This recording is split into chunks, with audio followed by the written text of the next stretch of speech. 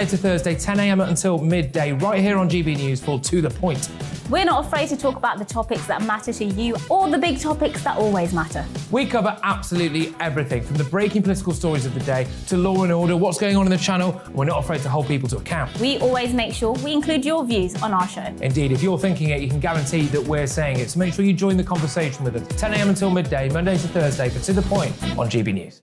I'm Dan Wootton. Join me Monday to Thursday from 9 to 11 for the feistiest and most fun news debate on TV, where free speech reigns. I'll bring you a sharp take on the day's biggest stories, bombshell newsmaker interviews, and A-list guests. And I guarantee you, no spin, no bias, no censorship, and no reason to go to bed. That's Dan Wootton tonight, Monday to Thursdays from 9 on GB News.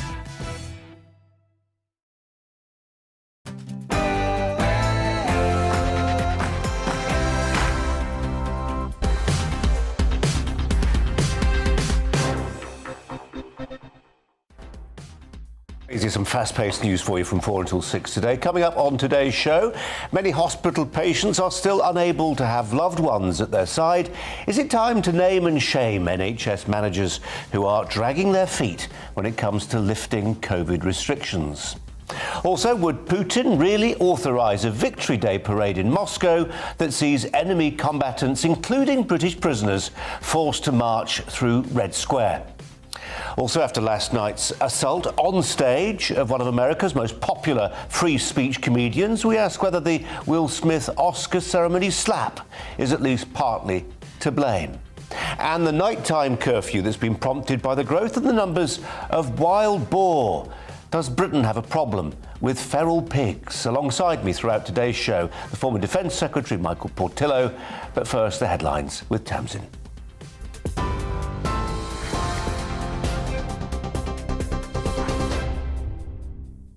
Colin, thank you. Good afternoon. It's just after 4 o'clock. Here's the latest from the GB newsroom.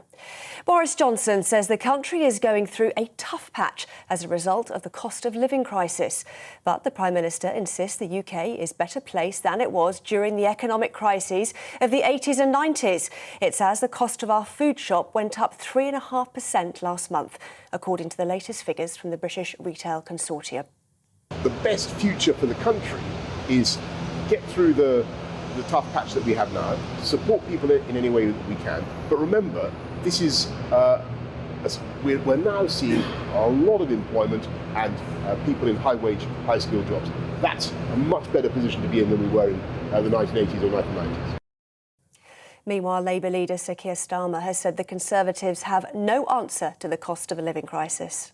Everybody is talking about the fact they can't pay their bills.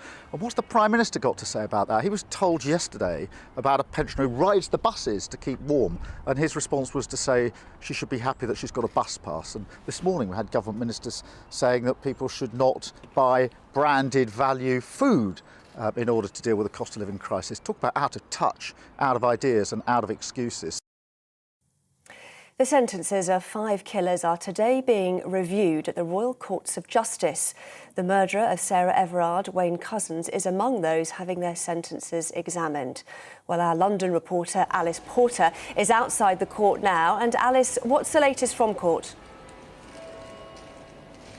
Well, the parents of Sarah Everard were here at the Court of Appeal as Wayne Couzens' lawyers put forward the case that his whole life order, which means he would never be released from prison, should be reduced on the basis that he had shown genuine remorse. Now, the prosecution said that the whole life order should be maintained because of the sexual conduct involved with the case, the fact that she was abducted, but also crucially that Wayne Couzens was a serving police officer when the crime took place, and therefore the whole life order should be in place. Now, Wayne Couzens is one of 2 people who are having their sentences reviewed today on the basis that they were potentially too severe, but there were also 3 cases that were being reviewed today to see if they were too lenient, including Emma Tustin and Thomas Hughes. Now, they were referred to the Court of Appeal by the Attorney General. Emma Tustin received 29 years for killing Arthur Labinjo Hughes, her 6-year-old stepson, in Solihull. Both those cases, of course, have enormous significances in relation to child abuse. These cases, the 5 of them, were reviewed in court today. It's highly unusual for them to be seen in this way, and it raises serious questions about when life in prison really means life. OK, Alice, thank you. Alice Porter at the Royal Courts of Justice there. Neil Parish has now formally resigned as a Member of Parliament. It's after the MP for Tiverton and Honiton admitted watching pornography in the Commons. The Treasury has accepted his resignation. Russian businesses are being banned from using British accountants under new sanctions. The Foreign Secretary Liz Truss says the measures are designed to cut off access to the UK service industry, which Russians heavily rely on. It's part of 63 new sanctions, which also include travel bans and asset freezes for people linked to Russian media. Meanwhile, the European Union will stop importing Russian oil as part of a 6th sanctions package against Russia's invasion of Ukraine. European Commission Chief Ursula von der Leyen says crude oil supplies will be phased out in 6 months and refined products by the end of the year. Von der Leyen is warning it'll not be easy, but it must be done. Putin must pay a high price for his brutal aggression. Thus, the future of our European Union is also written in Ukraine. This sends another important signal to all perpetrators of the Kremlin. We know who you are. We will hold you accountable. You're not getting away with this. The Transport Secretary says the announcement of the opening of London's new railway, the Elizabeth Line, a day before local elections, is in breach of electoral rules. Grant Shapps has referred the case for investigation by the Electoral Commission. The new line will open on Tuesday, the 24th of May. London Mayor Sadiq Khan says the new line will bring a boost to the economy. Trains are brand new, the stations are step-free. It will give not just London's economy, but our country's economy a massive economic boost. We think it will contribute more than £42 billion towards the national economy. Really important in this difficult time after the last 2 years. The Met Office says Britain could face a heat wave from around mid-May as temperatures will start to climb from this weekend. The weather could get very warm later this month, peaking at around 23 degrees Celsius in the south of England. Last month in April, average maximum temperatures were above normal. This is GB News. We'll bring you more news as it happens, of course. Now, though, it's back to Colin and Brazier.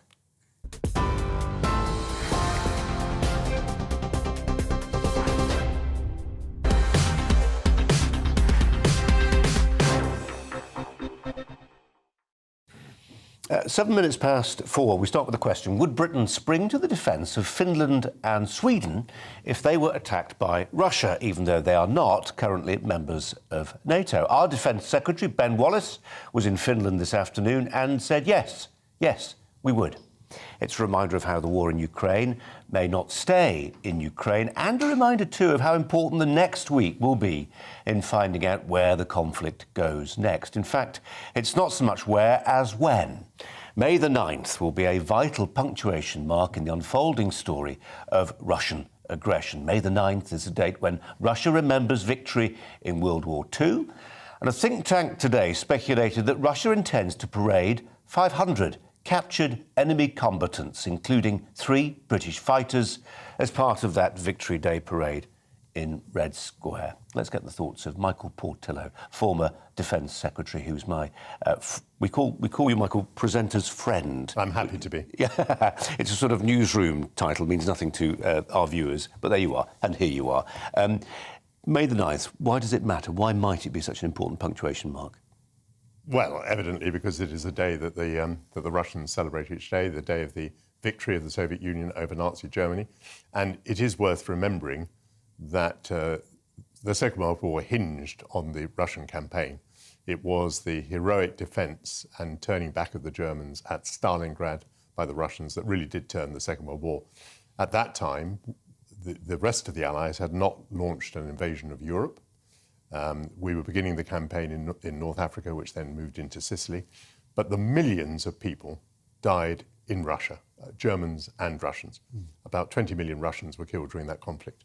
And so, of course, the Russians commemorate this day And they're quite right to. I mean, they did show extraordinary heroism during the Second World War, and we do owe the Russians an enormous debt. However, the fetishization, can't say it, making a fetish of a date, I think, is a rather extraordinary thing. I'm not sure it's a very healthy thing. And certainly, as it were, trying to make new history because of the fetish of a date, that is a very unhealthy thing. So people are saying that they must launch an offensive, that they must have a victory, that they must have committed, I fear, some new atrocity by then. And now the idea has arisen. I must say this idea has arisen from an agency in Ukraine, and the Ukrainians are also capable of propaganda. Yeah. So it may not be true that they would parade the prisoners on May the 9th. Well, if they did, I saw earlier you said that it was a Pyrrhic parade. Now, a Pyrrhic victory is a victory that is not a victory. It's a victory that appears to be a victory, which is actually a defeat. And I would say that if the Russians were to parade prisoners, that would be such a repulsive thing to do, to parade them through Red Square. It'd be such a repulsive thing to do. I mean, you know, even I think China would be appalled. India, you know, I'm talking about important nations which have expressed neutrality, would be appalled. So I have a feeling this may be a story. I very much hope it's a story and not a reality. If it is a reality, it will represent a defeat for Russia, not a victory. There is Ben Wallace in Finland today saying we would fight if anything happened to Finland and to Sweden. Their membership of NATO is putative at this stage. It's something that's coming down the track. But you get the sense, don't you, that people in Whitehall are thinking hard about where this goes next. Where do you think it's going next? Big question. Well, I think if Russia is able to take it further, it would take it further. Moldova has been clearly threatened. A situation which, from the Russian point of view, is thought to be analogous to the Ukrainian situation in that there is a Russian minority which apparently would be sympathetic to being united with Russia. By the way, we say apparently, we don't really know that. It's not tested, I don't think. I was rather surprised at what Ben Wallace has said, because you have to bear in mind that NATO is an alliance which brings with it commitments but also obligations. In other words, we have a commitment to defend a country, but that country has an obligation to be a part of NATO and to contribute to our defence as well. I think my answer, if I was still Defence Secretary, would have been not exactly what he said. I would have said, it is clear that Sweden and Finland are on their way to being NATO members, and of course they will enjoy all the privileges of NATO members when they are.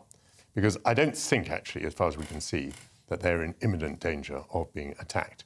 And I think the implication that Finland and Sweden will get the Article 5 guarantee, as it's called, the guarantee that we would all go in there and defend their territory. The idea that they would get it without needing to go through all the twists and turns of becoming members, I think is slightly dangerous. I mean, you know, public opinion, at least, in Sweden will say, oh, my goodness, if we're going to be defended anyway by NATO, why on earth do we have to become members? Why don't we enjoy our historic and much valued neutrality, which has been their historic position? So I wonder whether it's a tiny bit of a misspeak. But leaving that aside... Can we not leave it aside yet? For this reason, that I can't remember a time, maybe you can, when the words used by politicians have been freighted with such weight and significance. You know, when Joe Biden made a few missteps 5-6 weeks ago, it really, really mattered. Because we are in this horrible dance with Russia, whether you like it or not. Do you get the impression that there has been a shift in Western thinking now? That we've decided we're not going to put up with something which maybe 6 weeks ago we might have been prepared to tolerate. We will be more robust with Russia. Yes, we led by Biden, as you say, 6, 7, 8 weeks ago, whenever it was, certainly at the beginning of the invasion. Biden's position was that if he was threatened with nuclear war, he must make sure that we didn't offend the Russians, because goodness knows what might happen. And we've clearly come a long way from that position. We are very overtly supplying sophisticated defensive and attack systems to Ukraine. So there's been a big change there. There's no doubt whatsoever that Sweden and Finland, I think, will now join NATO, and that is an enormous change. And surely that isn't what Russia wanted. Russia didn't want to see the expansion of NATO as a result of its policy. The expansion of NATO appears to be with us. The only reason I say it's a misspeak is for the reason I've given. But they are going to join NATO. They will get the guarantee. I don't think they're in imminent danger. But what we won't say for the time being is what our attitude would be to Moldova, and that seems to be like a more proximate threat. Yeah. OK, we're going to move on. Michael, for now, thanks very much indeed. I want to see the footage from Russia last week when Vladimir Putin addressed legislators in St. Petersburg. It was hard not to be struck by the fact that, with the exception of Putin and a handful of others, pretty much everyone present there wore a COVID face mask. Well, there's China too. Lockdown is still very much a fact of life, a bitter fact of life in several Chinese cities. A reminder perhaps that, after all, freedom-loving democracies are ultimately better at rolling back the coronavirus restrictions we've all had to entertain, and that sometimes autocracies, once they've got another way of exercising control over the lives of their citizens, are reluctant then to surrender those controls. Certainly it's hard not to arrive at the conclusion that Britain, England in particular, has, after 2 years of working out how to balance liberty and lockdown, found its ideological feat. The Boris Johnson government stuck to its guns on learning to live with COVID early this year and probably does not, I would suggest, get enough credit for taking a calculated risk, which the SNP especially have refused to take. So in that context, it's interesting to see which parts of the British state are in danger of dragging their feet on COVID. Today, the Health Secretary, Sajid Javid, said he was prepared to name and shame NHS trusts, which are still ignoring government guidelines on things like social distancing and allowing relatives to visit. Ditto universities. Some lecturers are still working from home when they really ought to be teaching face to face. Let's turn to the commentator and writer Dominic Samuels, who's been along here in the studio all the while. Actually, we've just enlarge the camera angle so we can see you've been there sitting next to Michael Portillo. Your thoughts on this, Dominic? Well, for me, I feel as though it is reflective of what our institutions have gotten used to. They've gotten used to the COVID restrictions, and I think in many ways it's turned into something of convenience. Even in the University Hospital Trust in Birmingham, they are still refusing to allow people to come in and see patients only for end-of-life care. And a number of MPs have come out and said that this is illegal and it's a breach of human rights. It's absolutely disgusting. And this is no longer really, I think, about COVID and keeping people safe, because the government has already stipulated that, according to the data, it is safe to go fully back to normal now. I think it's really about convenience for the staff. And this isn't just in the NHS, it's also occurring amongst universities as well. Well, Dominic, frankly, in all walks of life. I mean, I was at B&B a couple of weeks ago. You can only have somebody to clean your room every other day due to COVID. I'll be going to the dentist on Friday. They said, carry on, park outside, call us inside. I mean, due to COVID. Really? Due to COVID? Or is it because you've just been doing it this way for a couple of years? I mean, is it because you've gotten used to it and it's just easy for you to make excuses and not do due diligence because of COVID, and that's an easy thing that people will accept. Even, for example, Imperial College London, they, for their graduation ceremonies, have still, last month, they banned parents from actually attending their children's graduation ceremonies using the excuse of COVID, despite the fact that COVID restrictions have been fully lifted by then. Even for my university, my graduation was in January. Instead of actually shaking the Chancellor's hand, we had to doff our caps and wear face coverings. I think I was probably the only one that didn't wear a face covering because, as you know, I've been very, very vocal against what's been going on. But I think it's great that the Health Secretary and the Universities Minister has said that we are going to name and shame and actually call up individual universities to make sure they're going back to pre-pandemic operation. Is there a particular problem, Dominic, do you think, and Michael, you're very welcome to chip in, with universities? Because in terms of that customer relationship they have with their students, you pay, you go, we never see you again. We don't need to worry about your loyalty, your customer experience. I say that in the context of, I mean, you were talking about your graduation. I recently went to my eldest daughter's delayed graduation. She's now doing a master's. I won't say where, but suffice to say this, she's about to go to Australia to continue her geological studies. And she said, well, am I paying for the visa? Because I paid for this trip to Finland and they never happened because of COVID. You trousered the money. Maybe you could pay for the visa. Exactly. Oh, no, they said. You've paid for it already. It's crazy. Absolutely ridiculous. Even one of my friends, they were due to go to Boston for chemistry at Harvard. They were due to study there. And that was cancelled due to COVID. He'd paid for everything. He'd paid for his accommodation, paid for his visa. Everything was all sorted. Last minute, it was cancelled. No refund of his money, no nothing. And I think these past 2 years, students have been treated with the utmost, disrespect by their universities. We're not treated as customers. Instead, we're treated as children, and I think it's discriminatory because we should be treated like adults. Interestingly, Michael, one of my producers was saying today, very often we'll call academics to see if they want to come on and talk about stuff, and they said it's interesting how many of them are still working from home when you call them. Yes, and I mean, they do like to appear on television because I don't. They get points or possibly even money for every time their university appears on the screen. I think so. They love to do that. But on this university point, just go back to the basics. It's partly because there is no market whatsoever in university education. The customer has no power because it is the only area of activity where a Rolls-Royce and a Mini cost the same. So you may be going to the worst university for the worst course in the country and it will cost you $9,250. Or you may be going to the best course at the best university in the country and it will cost you $9,250. In what other walk of life would you pay exactly the same for rubbish and excellence? So, of course, the customer has no power and the university has no incentive. What should we do, though, about those, particularly just on the NHS, because obviously exposure to universities is fairly limited, but we all get to use the NHS at some point. Sajid Javid says, yes, we ought to name and shame trust. That only takes us so far, doesn't it, Dominique? Yes, because I think the motivation for that is really public embarrassment. And there is a backlog in the NHS that has been created specifically because of the policies the government has encouraged these NHS trusts to put in place. And perhaps, you know, the issue is, I think the backlog is about 7.2 million by now, and the NHS is struggling to deal with that.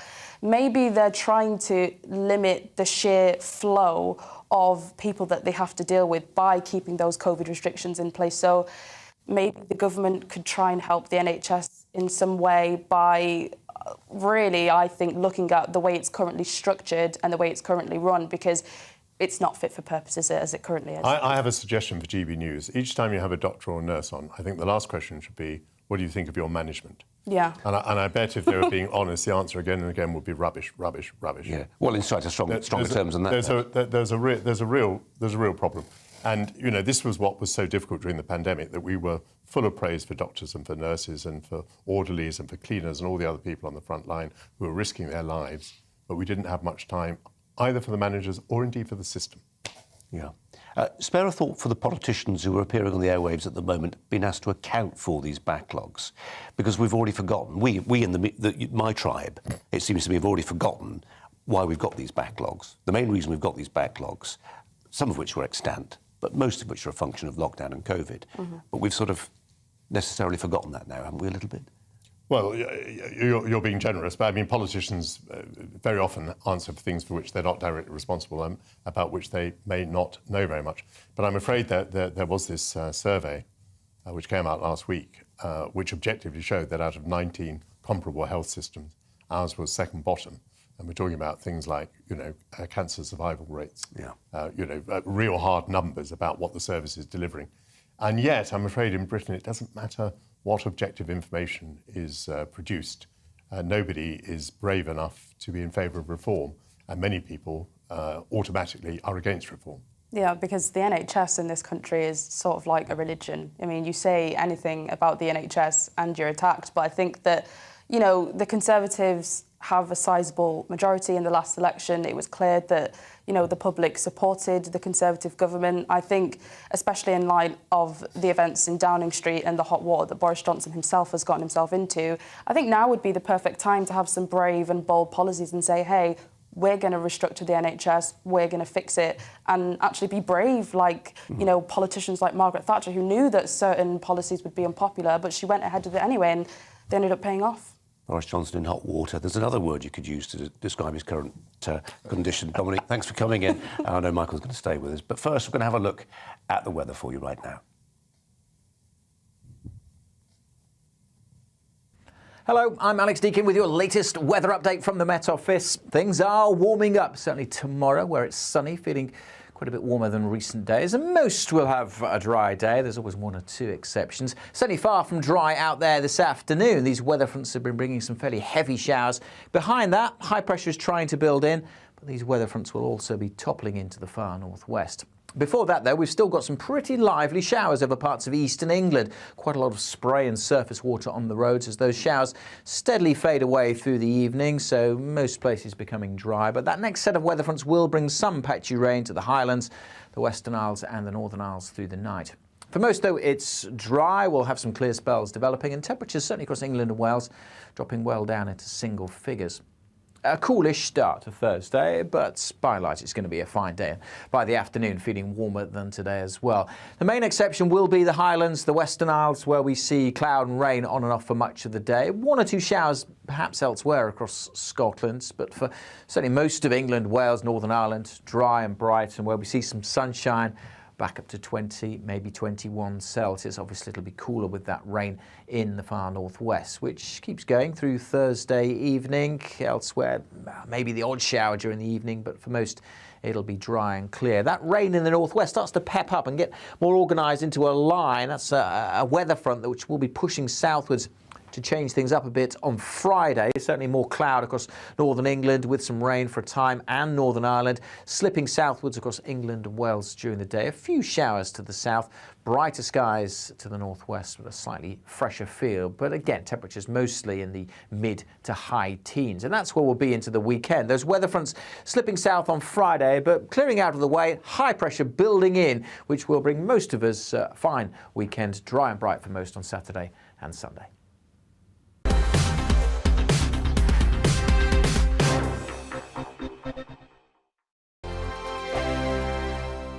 Hello, I'm Michelle Dewberry, and you can join me every weekday 6 till 7 on Jubes and Kerr. Me and my panel will get stuck right into the day's events, and I can tell you, in fact, I can warn you, expect some robust debates, some strong opinions and perspectives from both sides of the fence. It's about you at home as well. I love to read out all of your comments, or at least as many as I can. So join me, Michelle Dewberry, Monday to Friday, 6 till 7 on Jubes and Kerr.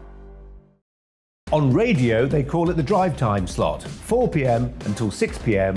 as listeners head home. It's that part of the schedule when the dust of the day's events begin to clarify, and we try to make sense of it for you. Brazier is drive time for radio and TV. It's fast, it's punchy, it's opinionated, there's a Brazier angle and a little bit of levity. That's the question. That's two questions, actually. That's Brazier, Monday to Thursday, 4 till 6 on GB News.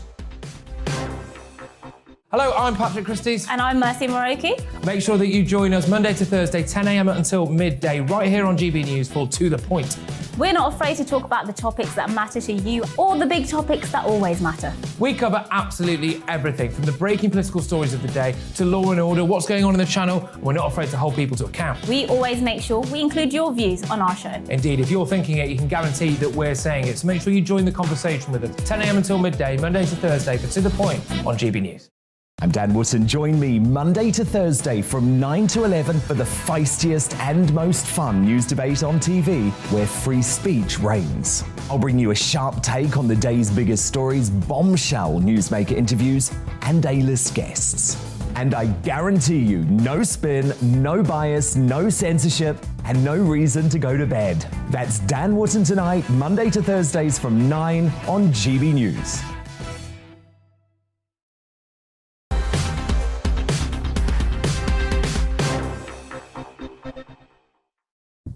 Well, let's be positive. It's easy to focus on the cost overruns or the delays.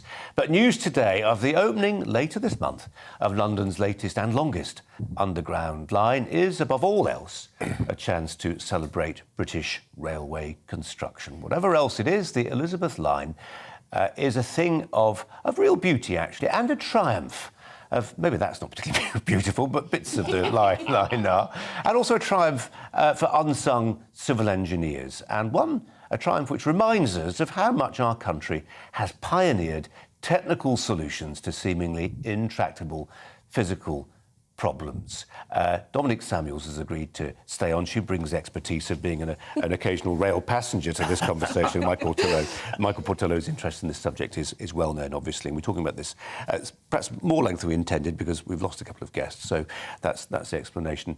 Michael, we'll look at the pictures. of the Elizabeth line. It is beautiful. It's subterranean, but there's a beauty to it. It is beautiful, and you've slightly undersold it, because I think you said it was a new underground line. I mean, it is underground. Actually, it's not the overground. But it's not part of the underground. It is on the scale of a railway, because it runs from Reading on the Great Western, and then it runs out to Shenfield and Abbey Wood on existing lines. So these are full-size trains that you get on the main railway, and they're running underground in huge stations of the sort that you can see. And I am assured that we are going to be astonished when we see the grandeur and scale of it. I think the trains are 12 cars long, so they're enormous. The platforms are enormous. The entrances are going to be very far apart from each other. So, for example, Tottenham Court Road Station, you're talking about entrances which are probably getting on for half a mile away from each other to the same station. There isn't one at Oxford Circus, another one at Pond Street, but the platforms are so long that, the thing would almost connect all the way through. So one has to comment on the delay. It is extraordinary because they've really thought right up to 2018 that they were about to open. And this was obviously preposterous because they had years and years and years of having to test the trains, run the trains. Why is it all so complicated? Because they're trying to connect different systems. So they've got an underground bit in the middle, which, as I say, is on an enormous scale. They've got the Great Western Railway on the other side, and they've got the railways to the east. And these have had different signalling systems. They may even possibly have different electrical systems. And these trains have to guide the way through the middle of London. As you saw in some of the pictures there, the doors have to coincide with glass doors on the platform. So the degree of engineering is exquisite, and it needed to be tested. As it turned out, it needed to be tested for years. Wow. I think the question that people will have at the end of this is, we've got an enormous tunnel in the middle of London and very few lines coming out of it. So, for example, half the trains that are coming from the east will terminate at Paddington, and only half of them will either go on towards Reading or towards Heathrow. And that's because there seems to be a shortage of destinations. Some people will know about Thameslink, which is the railway that runs through St Pancras down to London Bridge, and it connects now Peterborough and Cambridge and St Albans and Bedford with Brighton and I don't know how many places in the south. And I think this Crossrail thing, let's call it Crossrail, the Elizabeth line, will eventually have to connect many more railways for people to think that this enormous tunnel is justified. So I think we are going to be in awe, as you say, of the engineering. We are going to be in awe of that. We're going to be gawping at the size. And they'll be gawping, but they'll be gawping in London and the south, as you say, Michael, where it eventually maybe gets to. Dominic, they may not be gawping, in fact, they won't be gawping in my home city of Bradford, where we still do not have the station that we were promised there. The Transpennine routes, which have been much talked up, but still don't exist at the speed and carrying the volumes that we would hope. That's the thing about London, especially me coming from Manchester, is actually, this sounds really weird, but going on the tube, it's almost like going on a bit of a trip because of how the underground looks, how fast it is and how easy it is to get around, and how it's actually faster to get the tube underground than it is to get a taxi in some instances, because the traffic in London literally stops still. So that is one thing I've always found quite nice about London. I actually enjoy getting the tube, but in comparison to the north, it is terrible, let's be honest. Even the train that I have to get when I was living in Manchester up to London, I had to get Avanti West Coast. I've tweeted about this so many times. Terrible service. And I think, equal attention should be paid to the north as it is paid to the south. We've got 20 seconds left on this one. We've managed to eke it out. Well done, us. Lessons from Crossrail for HS2, cost overruns, etc. What lessons, if any? The normal lesson is that you ought to replicate. So you ought to have the same thing that you do again and again and again. So you manufacture things in factories, take them out into the field. But in the field of British civil engineering, I rather fear that lessons are never learned. We started optimistic, we ended up quite pessimistic there. Quite Thanks very much indeed, Dominic. Thanks for hanging on. Coming up, we've got our regular debate. Today, is it time we Brits took more responsibility for our own weight as individuals and exercised some willpower rather than suggesting perhaps it's almost nothing to do with us sometimes? First, we've got the latest news headlines with Tamsin.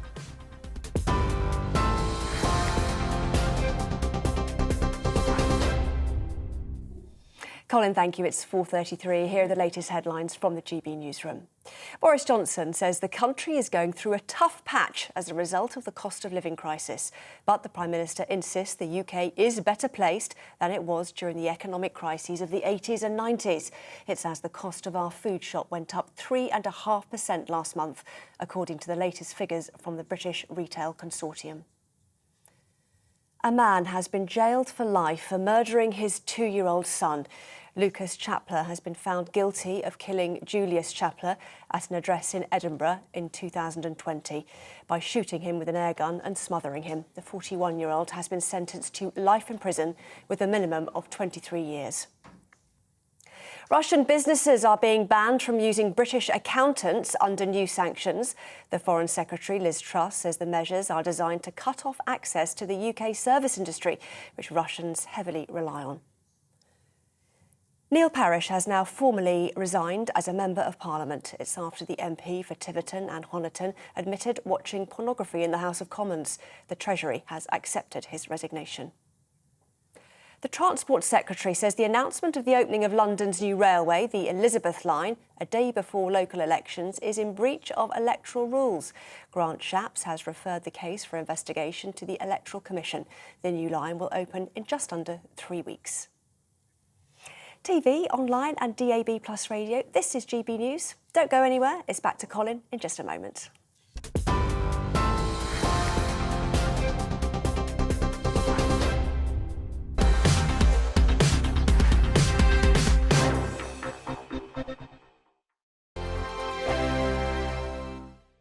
Hello, I'm Michelle Dewberry and you can join me every weekday 6 till 7 on Jubes and Kerr. Me and my panel will get stuck right into the day's events, and I can tell you, in fact, I can warn you, expect some robust debates, some strong opinions and perspectives from both sides of the fence. It's about you at home as well. I love to read out all of your comments, or at least as many as I can. So join me, Michelle Dewberry, Monday to Friday, 6 till 7 on Jubes and Kerr. On radio, they call it the drive time slot, 4 p.m. until 6 p.m. as listeners head home. It's that part of the schedule when the dust of the day's events begin to clarify, and we try to make sense of it for you. Brazier is drive time for radio and TV. It's fast, it's punchy, it's opinionated, there's a Brazier angle and a little bit of levity. That's the question. That's 2 questions, actually. That's Brazier, Monday to Thursday, 4 till 6 on GB News. Hello, I'm Patrick Christie's. And I'm Mercy Moroki. Make sure that you join us Monday to Thursday, 10 a.m. until midday, right here on GB News for To The Point. We're not afraid to talk about the topics that matter to you, or the big topics that always matter. We cover absolutely everything, from the breaking political stories of the day to law and order, what's going on in the channel. We're not afraid to hold people to account. We always make sure we include your views on our show. Indeed, if you're thinking it, you can guarantee that we're saying it. So make sure you join the conversation with us, 10 a.m. until midday, Monday to Thursday for To The Point on GB News. I'm Dan Wootton. Join me Monday to Thursday from 9 to 11 for the feistiest and most fun news debate on TV, where free speech reigns. I'll bring you a sharp take on the day's biggest stories, bombshell newsmaker interviews, and A-list guests. And I guarantee you, no spin, no bias, no censorship, and no reason to go to bed. That's Dan Wootton tonight, Monday to Thursdays from 9 on GB News.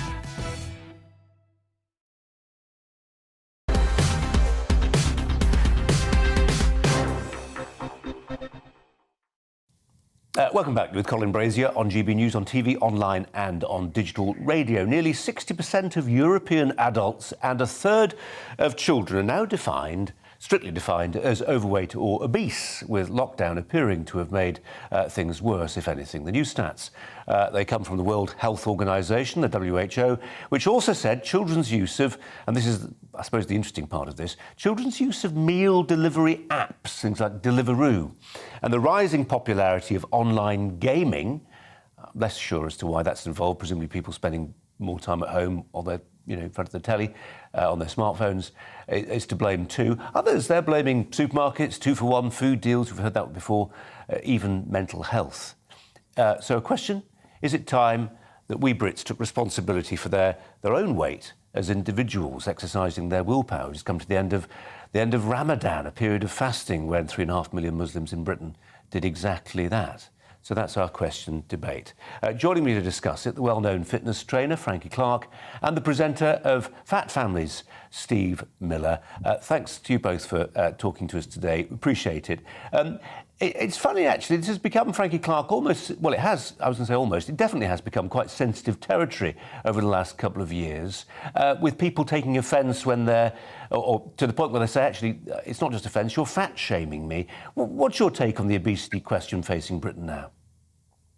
I think one of the most important things to distinguish is what obesity actually means. And the definition of obesity is about your BMI index. And that can be quite misleading. So as you said, it is about your health level, about the fat that you carry on your body and whether that's a healthy level of fat. And at the end of the day, if you're medically unhealthy, then that's something that you need to tackle. But I also think it's very important to make sure that we're not making people feel negative about their self-belief, because ultimately that's just going to spiral it into a worse situation. So making people feel included and helping them along their journeys rather than targeting. So it's all about the wording. Well, just on the idea of there being a worse journey, Steve Miller, we were talking in the office earlier about the impact of COVID, people eating more, maybe with less to do, but they're also exercising more. What impact, if anything, do you think COVID had? Well, I think it was mixed. I mean, I also have to balance it by saying I know a lot of people that were, took advantage of COVID in terms of getting out and exercising and spending some time together as a family and building the unit as a family. I think where I would disagree with your other contributor is that we've spent enough time around talking about definitions, and we've talked all about the academia of the obesity crisis. And I think what's happened is that we have gone down a very dangerous path to the point now where we are normalizing obesity, and like you quite rightly alluded to, using the word fat now, you're automatically called a fat shamer. I mean, the British Cancer Research were accused of fat shaming because they made it clear that if you're too fat, you're much more likely to die of cancer. I think we need to actually get a grip. I think we need to be fair. We need to be really supportive. I'm all for that. But we need to lose this kind of worry and anxiety about saying, actually, if you're too fat, you're on death row potentially, because that is the truth. That is the reality of it. And it's not about being horrible to people. It is about putting your arms around them. But sometimes when you put your arms around people, you also have to give them some hard truths. And I think that's what we've lost. Yeah. Frankie Clark, I mean, Steve puts it very sensitively and very accurately, doesn't it? The problem with it sometimes is that we don't seek to stigmatise, but the people on the receiving end can view it in no other way. Yeah, I mean, it is all about how the message is delivered and received. So I think you're absolutely right. If the facts are stating that you're unhealthy, then something needs to be done about it. I think the emphasis comes from why are they in that unhealthy state, rather than just typically stating a fact. It's why, what can we do about it? So following on from the point that's been made, just how can we tackle it without being aggressively direct? Steve Miller, I mentioned, unusually perhaps, I mentioned Ramadan and the 3.5 million Muslims who will have been through that period of fasting. I've no idea, whether it's 100% of people who are observing it fully or 75%. I'm not a Muslim, I've no idea, but I do know it's a reminder, Ramadan, of how in this country to be hungry, to make yourself hungry during, for instance, Lent or Advent was for hundreds of years part of our religious calendar. We may dismiss it now, but there it is. It's an historical fact. But what it reminds us is that idea that as an individual, you can develop a discipline of self-denial. Well, I think what you highlight is that in this country, we've lost control. We've lost control over our eating habits because actually, in a lot of ways, we've become spoiled because junk food is very affordable, and we all know that. I think it's sometimes a myth to suggest healthy food is more expensive, actually, if you look at it closely. But we have arguably become greedy, and we're out of control. But the problem here is, and I keep coming back to this, is this normalization. What I mean by that is we seem to applaud models, for example, that are very obese on the front covers of magazines, for example, and sort of promote that as and glorify it as something that's great. And I think we've got to redress the balance. It's not about being cruel to people. It's not about running around the streets teasing people. That would be completely wrong. But it is about being bold, being brave, and actually putting the message out there in society that being fat is not good. And it's that we're all walking on eggshells talking about. We're frightened to death. Yeah. Frankie, just in terms of how we got here, I mentioned in my introduction there about delivery apps, things like Deliveroo. There's lots of them available, of course. I was thinking back to a recent instance where my eldest daughter was just reaching for the app before she was reaching for a pan in our own kitchen. There's a generational change there. But I wonder to what extent you feel things like those delivery apps have had an impact, or whether you think it's more people of my generation, the parents, who should be cooking more, sitting their kids down around dining tables, creating that ritual around food, around good food. What do you think? To be honest, I think it comes down to convenience. You know, the life that we live now in the industries that we're in and just the global way that we work, everything has to be convenient. Something I stress quite frequently with all of my clients who I work with very closely is meal prepping. So you have things in the fridge available on hand. So that is your convenience food. I do think there's a certain extent where you do have to learn to look after yourself. I know quite a few of my friends at school did home tech or some kind of education. The school I went to, I think I did cooking for 1 year when I was about 12 or 11-year-old, and it was baking cakes. I was never taught about what I actually needed to survive, what my body needed, how to feed my brain, how to structure my day. And I think that's something that really needs to be addressed. So a lot of the time, I think these apps and convenient things, like all these different things where you can order your food, I think they can be great. There's a lot of healthier choices, especially in London and places like that. But as you start to come more further north, that's a lot rarer, and you do start to get more convenient, unhealthy or less nutritious foods available. Steve Miller, Frankie introduced the idea of sort of where you're buying your food. Just when we broke the story yesterday, the WHO findings, I think the UK, European-wide, is behind Israel, Turkey and Malta. So we're fourth on that fat list. And it's, the lower down you are, the better you are. As a country, why are we so bad? Well, I think I've already highlighted why we're so bad, and I think it is because of the way society has become. And in fact, I'm actually off to Malta next week filming a documentary helping the country get slimmer because they're in a bit of a state. Putting that aside, though, I think we've just got to be braver. We've got to put out those messages that you've got to start taking responsibility for yourself, as well as expecting the government to take responsibility and the food manufacturers to play their part as well. And the one thing we need to remember is this. When it comes to, everyone suddenly talks about, we need more education. If you type into Google what to eat to be slim, you'll find about 25 million results. We've never had so much health education. The absolute crux of this matter is, in my opinion, is that we've created a society and a culture that celebrates obesity, and it's going to be quite hard to pull that back because we've normalised to such an extent. Frankie, I rarely find myself in such utter agreement with a contributor as I do with Steve Miller. That's so true. To the point where actually I'm going to revise my question, which was going to be, we look at the number of houses that are built now with kitchen diners, the old dining room's gone, so that idea that you do sit around a table. But actually, he's right. Steve Miller's exactly right. I was widowed a few years ago, lots of kids. I made a decision that, having been a hopeless cook, my late wife did all the cooking, a lot of the cooking, I would learn to cook. And I'm on the internet regularly, finding it's never been easier. You don't need a great library full of cookbooks. It's all there on the internet. You just need the will to get off your backside and find them. Saying that's very easy to do, but it's very difficult to do in action. So coming down to education, I think, it's great to have the resources there available. But when I think of education, I think of where you've learned that education and how that's come into your life. I do a lot of psychotherapy. I'm very interested in psychology, and the way that you live your life for the first 13 to 15 years is how you will then play out the rest of your life. So if you've had meals cooked for you, you've never contributed to cooking meals when you're younger, your mum's not taught you or got you engaged, or whoever the homeowner is, or the school, then you're not naturally inclined to do that, and that's where your habits come from. So I think trying to address and change a habit, we all know we do New Year's resolutions every year, and it's incredibly difficult to stick to. I think that's something that we need more help and education on, is how we change our habits and how we change our lifestyles. I also don't think it's about glorifying obesity at all. I think everybody, or most people, know it's extremely unhealthy and it causes lots of risks to your health in general.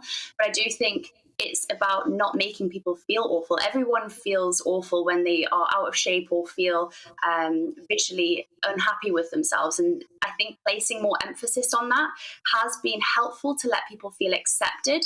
But I think people know when they're speaking to their doctors if they're in an unhealthy weight. Don't think people are striving to be unhealthily big. Frankie Clark and Steve Miller. Steve, enjoy your trip to Malta. But thank you both very much for your time. Really appreciate it. Michael Portillo is alongside me. Is there a role for shame, for stigma, to encourage people to behave better? Well, even I, who am quite outspoken, I'm still quite frightened about those two words, shame and stigma. Let me put it this way. I think the language that we use has been dialed right back in exactly the way that Frankie wants it to be. And the result of that has been that obesity is getting worse and worse. That is clear. So I think there's something absolutely wrong with the language that we're using at the moment. And we don't want to talk about personal responsibility whatsoever. When I think about the successful campaigns that we've had in the past, seatbelts and smoking are the two obvious ones. They did involve a bit of shame. There was a time in my generation, you'd arrive at a party and say, oh, you know, I had a few gins and tonics, but I got here all right. You can't say that now. You are absolutely shamed if you drink and drive. We thought we couldn't drive cigarettes out of public spaces, but we absolutely did. And we have made it very clear that people are killing themselves with cigarettes. Well, they're killing themselves by being fat as well. Yeah. Of course, information plays a part. I've just come from a cafe where I was thinking what to eat. And I saw that the all-day full English breakfast, I'm in England, so it's full English breakfast, it'd be Scottish in Scotland, 1,500 calories. So a single plate is 3/4 of my daily needs. Now, that immediately... Did you have the toast as well? No, that pushed me to somewhere else on the menu. So I do think that, you know, information plays a part. I mean, when you go to a restaurant, it's extraordinary. You know, one plate can be 2,000, one plate can be 400, and you wouldn't even know intuitively exactly. I saw a salad the other day that was 2,000 calories. So I am finding this information quite useful. So education plays a part. But I think at some point we've got to tell people you are killing yourselves, and that imposes a burden on you and it imposes a burden on the rest of us. That was a lot of the thinking behind seatbelts and smoking campaigns, that they cost us all money. In one word, you wouldn't have a sugar tax though, would you? I haven't ruled out anything, to tell you the truth. OK. Thanks very much, Michael. After the break, a study suggests double masking does not stop people from catching or spreading COVID, and it might even raise their risk. Dr. Veena Babu will join us. First, it's time for the weather. Hello, I'm Alex Deakin with your latest weather update from the Met Office. Things are warming up, certainly tomorrow, where it's sunny, feeling quite a bit warmer than recent days, and most will have a dry day. There's always one or two exceptions. Certainly far from dry out there this afternoon. These weather fronts have been bringing some fairly heavy showers. Behind that, high pressure is trying to build in, but these weather fronts will also be toppling into the far northwest. Before that, though, we've still got some pretty lively showers over parts of eastern England. Quite a lot of spray and surface water on the roads as those showers steadily fade away through the evening, so most places becoming dry. But that next set of weather fronts will bring some patchy rain to the Highlands, the Western Isles and the Northern Isles through the night. For most, though, it's dry. We'll have some clear spells developing, and temperatures certainly across England and Wales dropping well down into single figures. A coolish start to Thursday, but by and large it's going to be a fine day. By the afternoon, feeling warmer than today as well.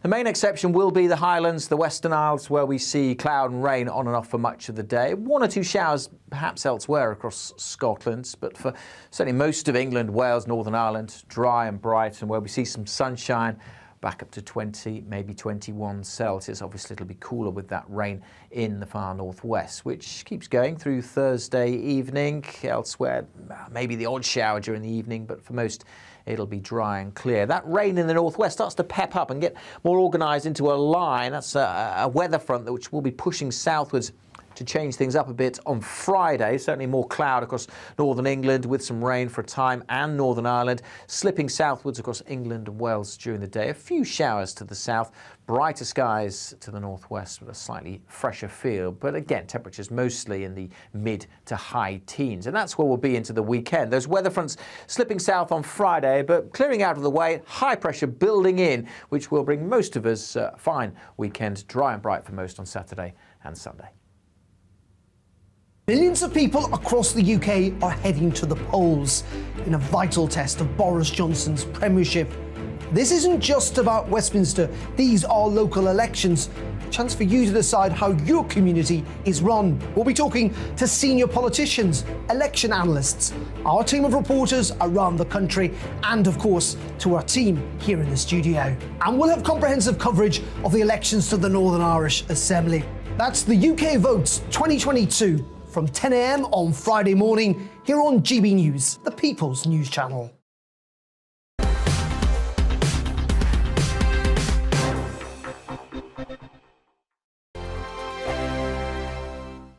Hello, I'm Michelle Dewberry, and you can join me every weekday 6 till 7 on Jubes and Kerr. Me and my panel will get stuck right into the day's events, and I can tell you, in fact, I can warn you, expect some robust debates, some strong opinions and perspectives from both sides of the fence. It's about you at home as well. I love to read out all of your comments, or at least as many as I can. So join me, Michelle Dewberry, Monday to Friday, 6 till 7 on Jubes and Kerr.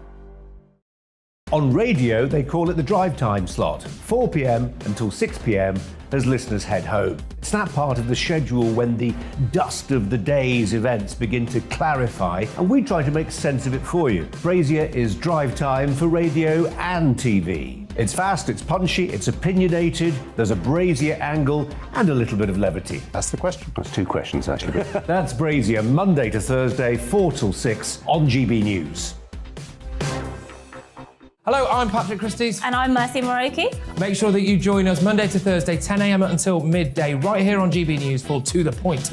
We're not afraid to talk about the topics that matter to you, or the big topics that always matter. We cover absolutely everything, from the breaking political stories of the day to law and order, what's going on in the channel. We're not afraid to hold people to account. We always make sure we include your views on our show. Indeed, if you're thinking it, you can guarantee that we're saying it. So make sure you join the conversation with us, 10 a.m. until midday, Monday to Thursday, for To The Point on GB News. I'm Dan Wootton. Join me Monday to Thursday from 9 to 11 for the feistiest and most fun news debate on TV, where free speech reigns. I'll bring you a sharp take on the day's biggest stories, bombshell newsmaker interviews, and A-list guests.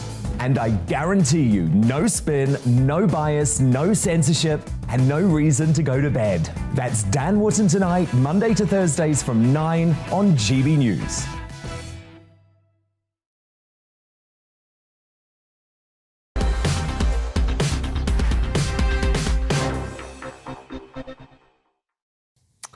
Welcome back. It's almost 4 minutes to 5 o'clock. But double masking does not stop people from catching nor from spreading COVID, and it might actually even raise their risk. This is according to a new study.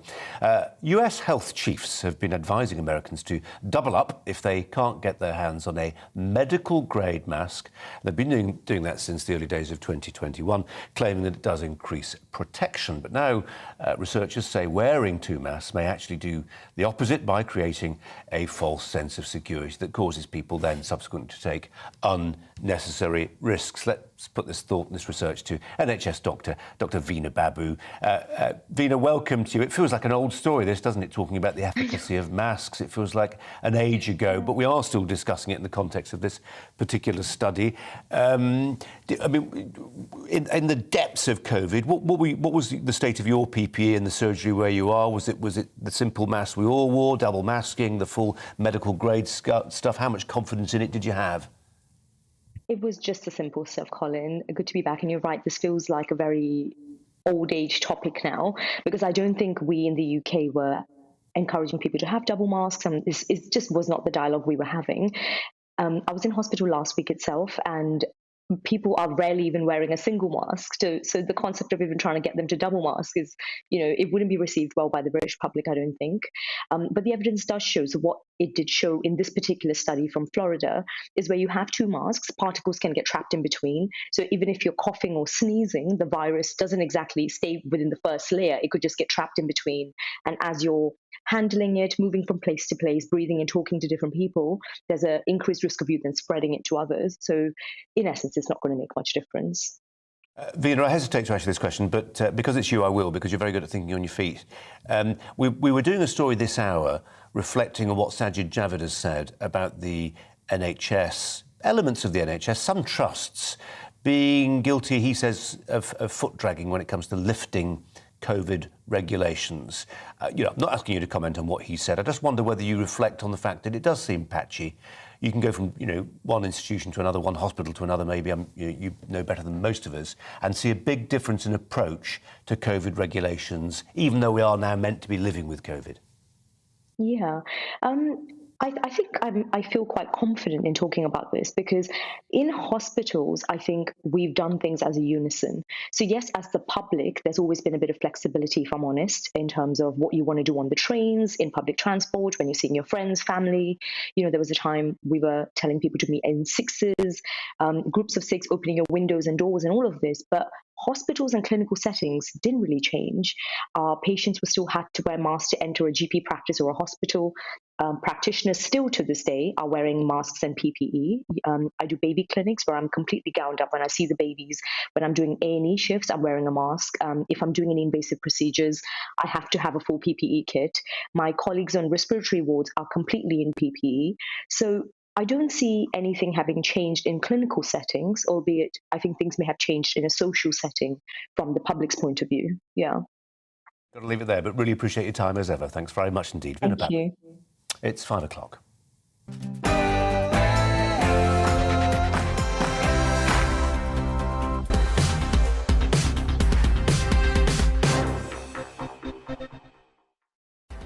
And coming up on today's show, many hospital patients are still unable to have loved ones at their side. Is it time to name and shame NHS managers who are dragging their feet when it comes to lifting those COVID restrictions? Would Putin really authorise a Victory Day parade in Moscow that sees enemy combatants, including British prisoners, forced to march through Red Square? Also, after last night's assault on stage of one of America's most popular free speech comedians, we ask whether the Will Smith Oscar ceremony slap is at least partly to blame. Alongside me throughout today's show, the former Defence Secretary Michael Portillo. But first, we have the headlines for you from Tamsin.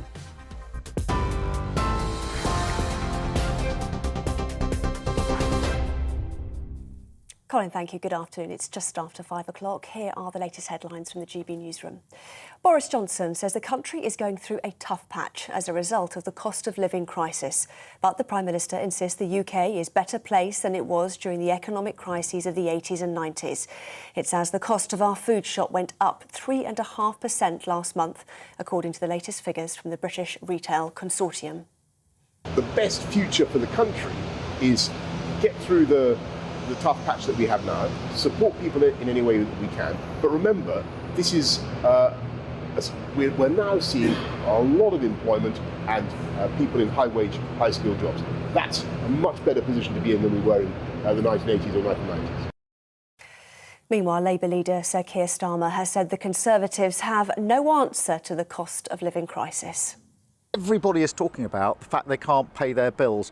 And what's the Prime Minister got to say about that? He was told yesterday about a pensioner who rides the buses to keep warm, and his response was to say she should be happy that she's got a bus pass. And this morning we had government ministers saying that people should not buy branded value food in order to deal with the cost of living crisis. Talk about out of touch, out of ideas and out of excuses. A man's been jailed for life for murdering his 2-year-old son in Edinburgh. Lucas Chapler has been found guilty of killing Julius Chapler at an address in Muirhouse by shooting him with an airgun and smothering him back in November 2020. He denied murder but pleaded guilty to culpable homicide. The 41-year-old has been sentenced to life in prison with a minimum of 23 years. Neil Parish has now formally resigned as a Member of Parliament. It's after the MP for Tiverton and Honiton admitted watching pornography in the House of Commons. The Treasury has accepted his resignation. Russian businesses are being banned from using British accountants under new sanctions. The Foreign Secretary Liz Truss says the measures are designed to cut off access to the UK service industry, which Russians heavily rely on. It's part of 63 new sanctions, which also include travel bans and asset freezes for people linked to Russian media. Meanwhile, the European Union will stop importing Russian oil as part of a sixth sanctions package against Russia's invasion of Ukraine. European Commission Chief Ursula von der Leyen says crude oil supplies will be phased out in 6 months and refined products by the end of the year. Von der Leyen is warning it'll not be easy, but it must be done. Putin must pay a price, a high price, for his brutal aggression. Thus, the future of our European Union is also written in Ukraine. This sends another important signal to all perpetrators of the Kremlin. We know who you are. We will hold you accountable. You're not getting away with this. 5 killers, including Wayne Couzens and the father of Arthur Libinjo Hughes, are having their sentences reviewed today. They've appeared via video link at the Royal Courts of Justice. Former police officer Couzens was handed a whole life term for murdering Sarah Everard, whilst Emma Tustin and Thomas Hughes, who killed 6-year-old Arthur, were sentenced for 29 and 21 years. The Transport Secretary has accused a London mayor of breaking pre-electoral rules over the announcement of the opening of London's new railway, the Elizabeth Line. Grant Shapps has referred the case for investigation to the Electoral Commission as the announcement comes a day before local elections. The new line will open in just under 3 weeks. Trains are brand new, the stations are step-free. It will give not just London's economy, but our country's economy a massive economic boost. We think it will contribute more than £42 billion towards the national economy. Really important in this difficult time after the last 2 years.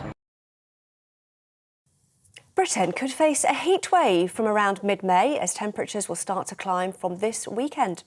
The Met Office says the weather could get very warm later this month, peaking at around 23 degrees Celsius in the south of England. Last month, in April, average maximum temperatures were above normal. This is GB News. We'll bring you more news as it happens. Now, though, let's get straight back to Colin.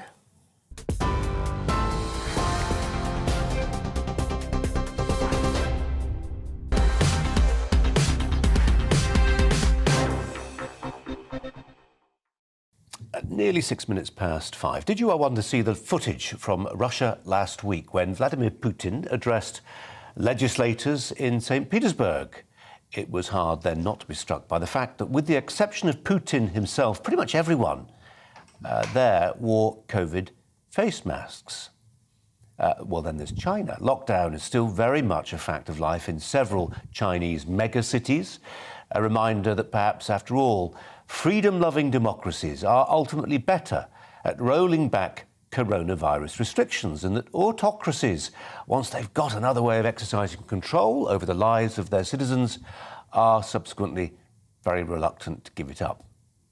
Certainly it's hard not to arrive at the conclusion that Britain, England in particular, has, after 2 years of working out how to balance liberty and lockdown, found its ideological feet. The Boris Johnson government stuck to its guns on learning to live with COVID earlier this year, and probably doesn't get quite enough credit for taking a calculated risk, which the SNP, for instance, refused to take.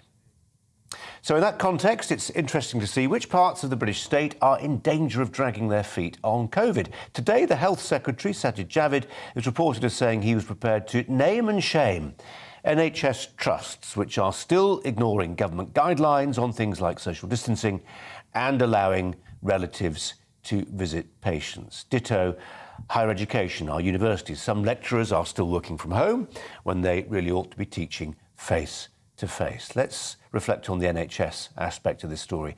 Professor of Oncology at St George's Hospital Medical School is Professor Angus Dalgleish, regular contributor here, who joins us now, as you see. Professor, welcome to you. Do you recognise the picture painted by our Health Secretary, that different parts of our health service are coming out of COVID at different speeds?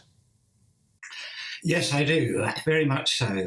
There are people there who feel that they've got to be show to be a little bit more careful, and it's reflected in a sort of care for the patients and for everybody and the staff.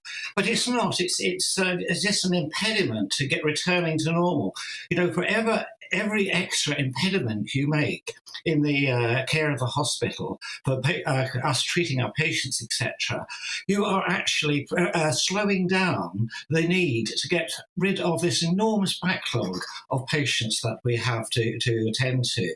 So if we get rid of the masks and the distancing, we'll be able to act as normal, we'll become much more efficient. And I think that's really important.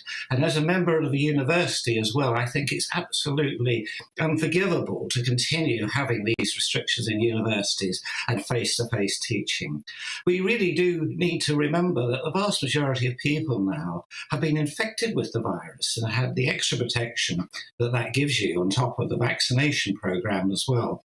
So the vast majority of people I know have been infected with COVID, so we just have to get on with their lives, and the hospitals need to realise that too, especially from the point of view of visitors. I have seen some tremendous distress that people still have not been able to go in with their loved ones who are clearly undergoing a very serious time, being very ill or going for an operation. And that's a terrible lack of support and morale for the patient. So I completely understand the Health Secretary's point of view, and I support him entirely in getting everybody to get on with it, get on with our lives. And it's a sort of, I apologise in advance because it's a slightly boring managerial point, but I think it's a terribly important one. Is it a reminder, Professor, of just how the Health Secretary's writ doesn't run? And actually, in a sense, it can't run. When you've got, is it still, I think, the biggest employer in Europe, 1.3 million employees? To issue a diktat that says we're dropping COVID restrictions back to business as usual, and for everybody to heed that actually is really quite difficult. Well, that is a very interesting point, and there may be certain pockets where there are certain local difficulties, as they say, where there might be a higher spike in certain communities, and there might be bigger differences within vaccination and susceptibility. But I think that what I see is a lot of people hiding behind this, not to move on and not to get back to normal. And as I say, get back to normal so we can start to reduce the enormous waiting lists and repair the damage that has happened because we didn't see and diagnose and treat early so many patients. It wasn't just in cancer, my specialty. It's in heart disease. I mean, there's tremendous morbidity, and people have suffered heart attacks, which they shouldn't have had to. And the mental disease aspect now is really starting to rear its head. So that's why I really push that unless there's an amazing exception, we should get on with getting back to normal as soon as possible everywhere. Angus Dalgleish, as ever, appreciate your time. Thanks very much indeed. Michael Portillo is our studio guest today. I'm just going to say something about Angus Dalgleish, and people like him, people like Carol Sikora. Now, maybe it's because they're well advanced in their professional careers, but I've been struck over the last 2 years by the bravery, I use the word advisedly, of some clinicians to stick their head above the parapet and say, actually, what's going on right now is wrong. Yes, I was very struck indeed. I was thinking as the item was coming on, you know, maybe my idea that we should get back to normal in the National Health Service is misplaced, because I was thinking, well, you've got people who have other infections, they're in a state of vulnerability, their natural immunity is a low point. You probably don't want members of the public coming in and breathing over them. But my goodness, I was struck by the clarity of Professor Dalgleish, because obviously he weighs that factor in the balance. But he says that actually the paraphernalia, the way they're having to treat patients, the way they're having to address all this stuff, is slowing down the treatment that he can give. And his priority is to get on with the treatments, because lack of treatment is also a killer, as well as COVID. And now lack of treatment, it sounds, in his estimation, lack of treatment is going to be a bigger killer than COVID. So it's all about priorities, and the professor has a very clear point of view, and I was very impressed by it. Well, that's why we get him on. Well, I'm sure we'll have him on again. Michael, for now, thanks very much indeed. Politics. Party leaders are making their pitch to voters on the last day of campaigning ahead of those local elections across the UK. The leaders are due to visit key electoral battlegrounds before voters go to the polls Thursday. Voters will elect councils which run services in England, Wales and Scotland, and the government in Northern Ireland. The elections will test support for parties locally and may indicate the mood on some of the key and most contentious national issues. Let's turn to our political editor, Darren McCaffrey, who's in Sunderland today to sum it all up for us. Darren. Yeah, indeed, Colin. It's interesting, isn't it, that you touched upon the kind of final pitch to voters and where the leaders end up. And it's always fascinating to note where leaders are on the last day of campaigning. Boris Johnson today, the Prime Minister, is down in Eastleigh in Hampshire. Now, that is a Conservative seat, but it's one that used to be Liberal Democrats in the past. And that gives us an insight, I think, to where the Conservative concerns are tomorrow, is that they are going to lose seats. That is perhaps unsurprising. Governments, of course, lose seats mid-term in council elections. People often like to give them a kicking. Doesn't mean they're going to lose the next election. But rather than worrying about the red wall, where of course the Conservatives managed to win over Labour voters at the last election, the Conservatives seem more concerned now about losing in some of their more traditional heartlands in the south of England, particularly to the Liberal Democrats. So again, maybe not a surprise, that's where the Prime Minister found himself. Is he under pressure? You bet he is. How many seats are the Conservatives going to lose? We don't know. It ranges from, some suggest 200, maybe up to 800 seats. 200 would be entirely manageable for Boris Johnson. If it starts to get substantially higher, though, maybe some MPs might start to question whether Boris Johnson is still the winner that he once was. And then you look at Labour and Keir Starmer. He is also under pressure. The Labour Party need to prove, Colin, that they can win too, that they can win council seats, that they've got any chance of making an argument that they can win the next general election. And Keir Starmer was in Wakefield today. There's going to be a by-election there relatively soon. But again, it is a place, a part of the country where Labour need to win back those voters that have switched to the Conservative Party. If they cannot do that tomorrow, many would suggest, well, there is no hope at the next election, given the size of Boris Johnson's majority. So really crucial elections, and that's just in England. As you touched upon, there are big elections, council elections in Wales and Scotland. It looks like Labour might overtake the Conservative Party in Scotland in second place as the largest unionist party. And of course in Stormont in Northern Ireland, really crucial, potentially the most important elections of Thursday. Sinn Féin could well top the poll there, and that really puts into doubt the executive being set up again. The DUP seem pretty reticent to do so, and raises big questions about what the UK government will do about the Northern Ireland Protocol and how the EU might react. Darren, thanks very much indeed. Darren McCaffrey in Sunderland there. Now, did French officials refuse to save British lives during the Falklands War? What a stark question. But it's a question raised as the Royal Navy remembers the 40th anniversary today of the sinking of HMS Sheffield, a Type 42 destroyer that was sunk in the conflict after being hit by a French-made Exocet missile. According to the Daily Telegraph, the missile had a kill switch, an electronic piece of circuitry which could have allowed it to be disarmed. The French, it's alleged, denied the kill switch existed. HMS Sheffield became the first British warship to be sunk since the Second World War, when she was hit by an Exocet fired by an Argentinian Air Force jet, with the loss of 20 lives in all. The Exocet was responsible for killing 46 British sailors and other service personnel during the course of that bitter conflict. Well, we're joined by Rear Admiral Chris Parry to reflect on this now. Chris, welcome to you. On the one hand, it's decades ago. On the other, it would be a terrible breach of an instance of bad faith between two neighbours who ought to be close military allies. Yes, I think we have to disentangle what governments were doing and what companies were doing at the time.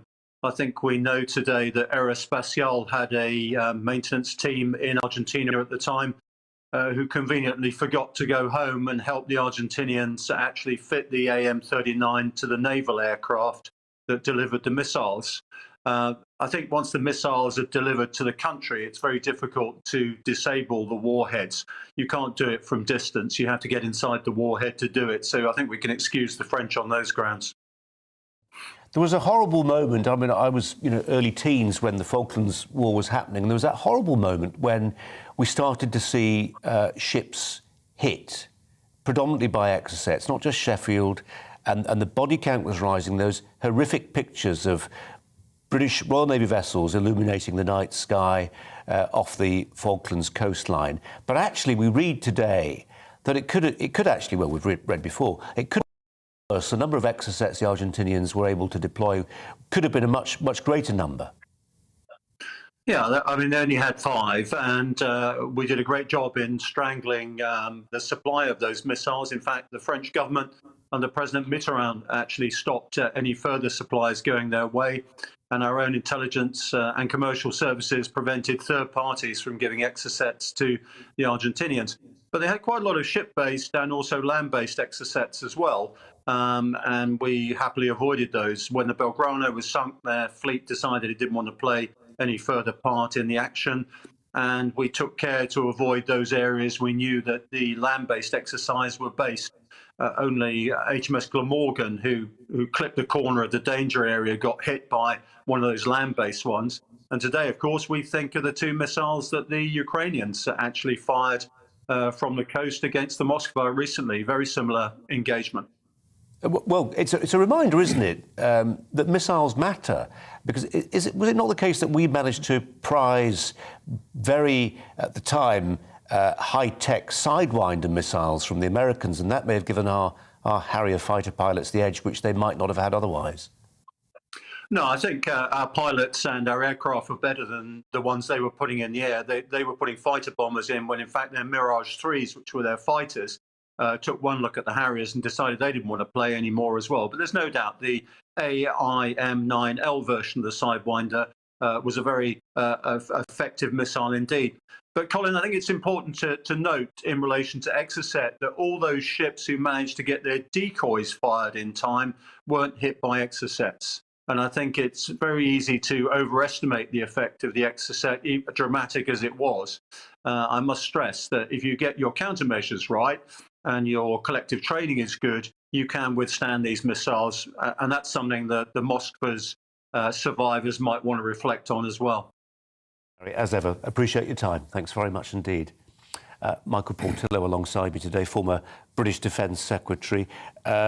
It's passing into history, the Falklands War, isn't it? And some of those bitter memories are feeling very sepia-tinted almost, but not still real for those who were there.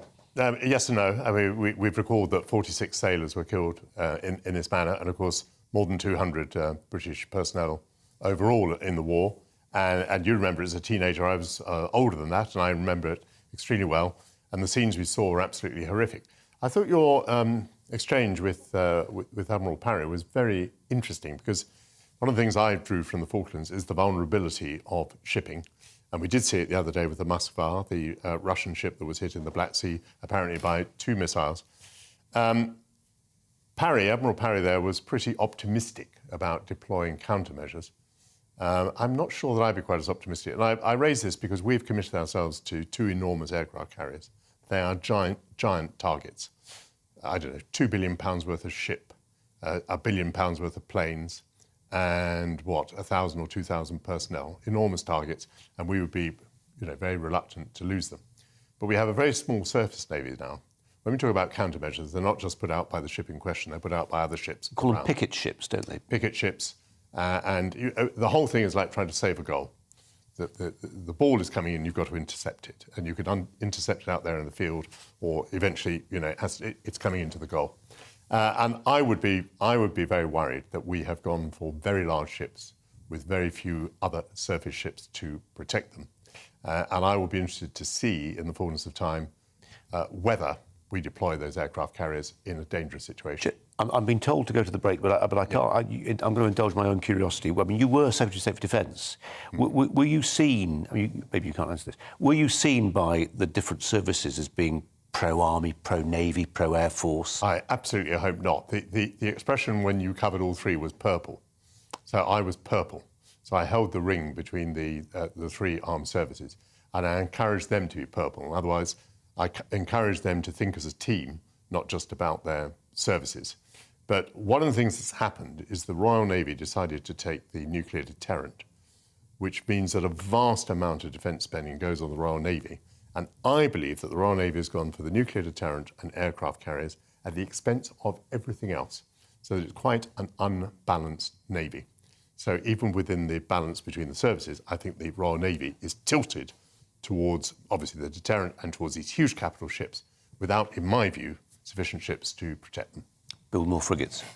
Absolutely, more frigates, of course. Michael Portillo, thanks very much indeed for now. After the break, should the UK finally increase the size of its military in light of Russia's aggression? We'll reflect on that again with Michael Portillo. First, we've got a break. Millions of people across the UK are heading to the polls in a vital test of Boris Johnson's premiership. This isn't just about Westminster. These are local elections. A chance for you to decide how your community is run. We'll be talking to senior politicians, election analysts, our team of reporters around the country, and of course, to our team here in the studio. And we'll have comprehensive coverage of the elections to the Northern Irish Assembly. That's the UK Votes 2022 from 10 a.m. on Friday morning here on GB News, the People's News Channel.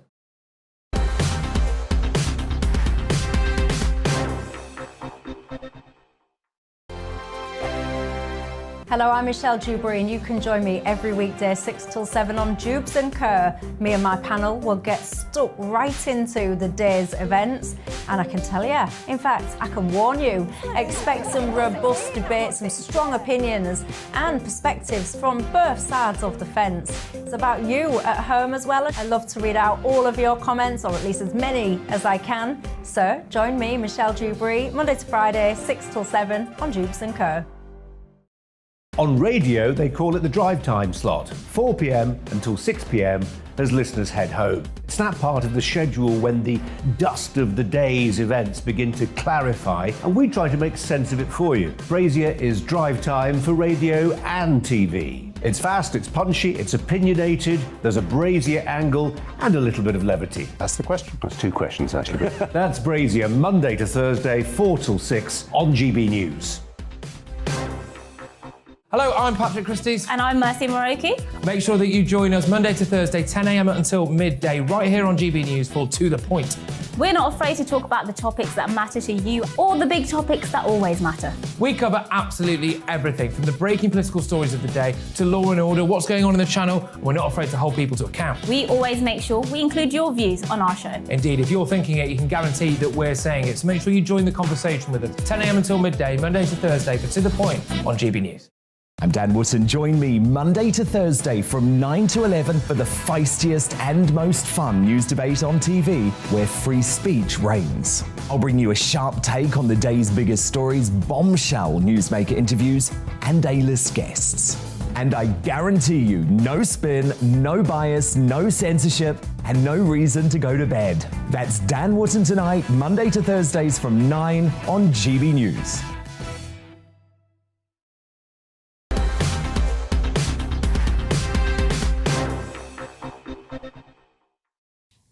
It's got the makings of a bit of a defence special today. I make no apologies for that, because Michael Portillo, former Secretary of State for Defence, is alongside me today.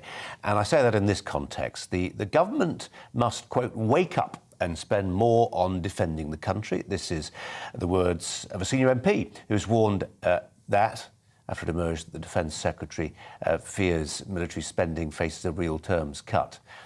That's what it said there. Make of that what you will. We need to rewrite that introduction, I think. Tobias Ellwood, anyway, spoke out after Ben Wallace reportedly told the Chancellor that inflation is undermining increases in our defence budget. That's pretty clear, isn't it? Michael Portillo's alongside me. Just let's start on the budgetary point about inflation. 7% in this country. A bit of crowing is probably too strong a word, but there was some contentment and satisfaction that we were up to above 2% for our defence budget. But actually, it's chipped away by inflation, isn't it? Yes, of course it is, like everything else. But we also know what are the constraints on government spending altogether. We talked about the health service earlier. The health service is progressively gobbling up more and more of the public purse, and everything else, including police and education and defence, is getting squeezed. But saying more money doesn't necessarily mean better or more defence. We spend money on defence appallingly in this country, so wastefully. Any worse than any other Department of State? Well, I have a view of the British state that none of it now functions at all. But even within that, I'm not sure that defence isn't at the lower end of achievement. I mean, you may have seen that the new land vehicle project, I think we spent £3 billion on it so far. And it makes all the soldiers deaf. It's not even certain that any vehicle will emerge at the end of the process whatsoever. It may be that the vehicle is now unreformable, unsavable. And I just can't comprehend how this stuff happens. So it's not enough to say that you're going to spend more. By the way, if I may give you a little example, I ordered the Apache attack helicopter, which is an American piece of kit. And I bought it, as it were, off the shelf because I knew it worked. As soon as I'd left the department, some bright spark in the civil service said, oh, well, let's put a British gearbox in it. Well, that was the last time it worked. Don't say that.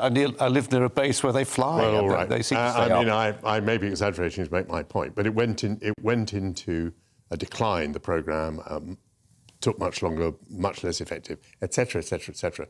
There is this constant push to interfere in everything, to unpick everything, to change the specification, which makes it vastly more expensive, makes everything very badly delayed.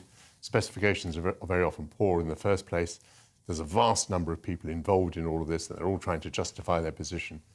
And, you know, a great politician, I will say this, great politician, Michael Heseltine, who'd come into politics from business and who introduced alongside himself another businessman called Peter Levine. They tried about 30 years ago to fix all this. They tried to make the Department of Defence, the Ministry of Defence, sort of work well in procurement. And if they couldn't succeed, I just don't know what minister could. But didn't Heseltine resign on a point of principle about exactly what you just referred to? That the helicopters, he wanted a British-made helicopter, Westland, wasn't that right? European anyway, yes. Yeah. Yeah. Well, and in a way, what I did was precisely in contrast to that. I said, you know, instead of for once thinking about which is the nationality of the helicopter, let's try and buy a helicopter that works. So I bought a helicopter that works, or I thought I did. But no, lots of people interfered and made sure that it was less effective than it would have been. Let's just forget about inflation for a second. People like Tobias Ellwood, he's not alone, say we should be spending at least 3% of our GDP now on defence. Where are you going to get the money from? I mean, personally, I would look at foreign aid. I would say, why are we giving £250 million a year to Pakistan, even though it feels quite happy aligning itself with Vladimir Putin's Russia? There are places you can get the money from. It always strikes me. I'm always struck by how military people. I remember interviewing Richard Dannett about this, former head of the British Army, and I said, take the money from foreign aid, and he was a huge fan of foreign aid. Tell me why I'm wrong and he's right. No, I don't necessarily think that you are wrong, but although we spend quite a lot on foreign aid, and David Cameron made a great virtue of that, you can only raid that pot once, and at the moment everybody wants more money. Education, health, social security, pensions. It is 12 billion quid a year. It's a big pot. Yes, but 12 billion is about what we're raising from the national insurance surcharge, isn't it? I mean, it sounds very big, but in the sphere of total public spending, it's not a great deal of money. So you won't be able to answer every question by saying, let's raid overseas aid. You'll soon have emptied that piggy bank. Michael, I'm a journalist, but I'm not a politician. You're the ex-politician. You're the one who had to answer those questions. No, but you are talking like a politician, because that's what politicians say. They always say, oh, yes, well, we could take it from here. But actually, the from here from which you're taking it, your example is overseas aid. Whichever piggy bank you say, it's going to run out soon. The public spending issue in this country is enormous and difficult, and I don't know how we're going to resolve it. Well, let me just 30 seconds, final thought mine. What's different here is that it's such a pressing need that people realise when they see Putin, they see the threat he presents, and suddenly it's not just paying for soldiers to go and play on Salisbury Plain. It's existential stuff. It is existential, but you try convincing any member of the public, given the Ministry of Defence's record, that an extra 1% will fix the problem. On that note, thanks very much. After the break, when Will Smith, when he slapped Chris Rock on stage at the Oscars, a comedian on this show told us the incident would encourage others to attack comics who tell offensive jokes. We'll reflect on that story and show you the pictures too. Apologies if you're listening on the radio. Latest news headlines first.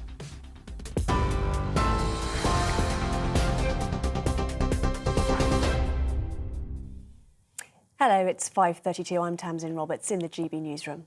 Boris Johnson says the country is going through a tough patch as a result of the cost of living crisis. But the Prime Minister insists the UK is better placed than it was during the economic crises of the 80s and 90s. It says the cost of our food shop went up 3.5% last month, according to the latest figures from the British Retail Consortium. A man has been jailed for life for murdering his 2-year-old son. Lucas Chapler has been found guilty of killing Julius Chapler at an address in Edinburgh in 2020 by shooting him with an airgun and smothering him. The 41-year-old has been sentenced to life in prison with a minimum of 23 years. Russian businesses are being banned from using British accountants under new sanctions. The Foreign Secretary Liz Truss says the measures are designed to cut off access to the UK service industry, which Russians heavily rely on. Wayne Couzens' lawyer has told the Court of Appeal his client accepts his murdering of Sarah Everard was abhorrent. Couzens is one of 5 killers, including the father of 6-year-old Arthur Labinjo Hughes, whose sentences are being reviewed at the Royal Courts of Justice today. The Transport Secretary has accused the London Mayor of breaking pre-electoral rules over the announcement of the opening of London's new railway, the Elizabeth Line. Grant Shapps has referred the case for investigation to the Electoral Commission as the announcement comes a day before local elections. The new line will open in just under 3 weeks. TV, online and DAB+ radio, this is GB News. Back to Colin in just a moment.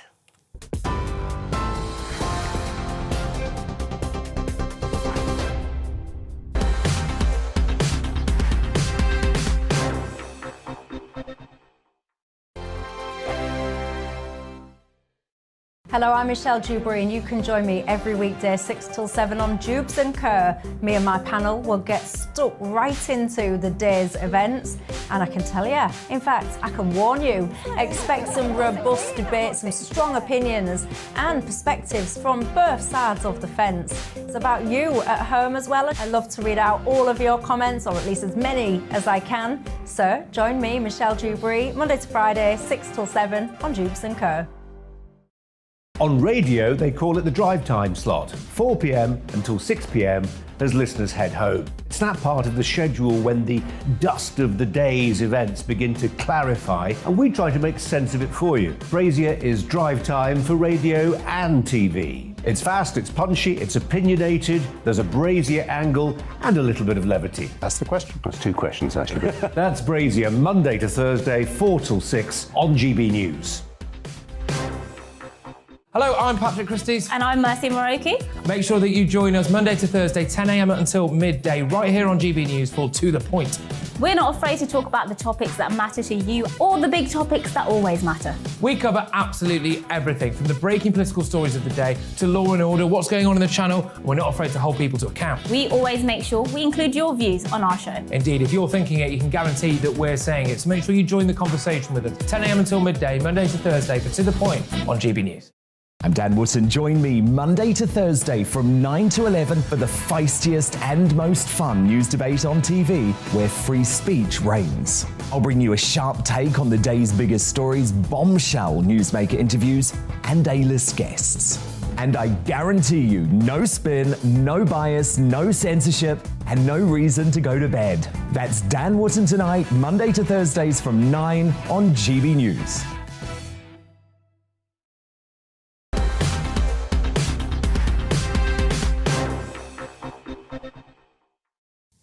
Well, it's time to reheat a conversation we had, 6 weeks ago, when Will Smith, the actor, slapped Chris Rock, the actor and comedian. It was on stage, you'll remember it, I'm sure, at the Oscars ceremony.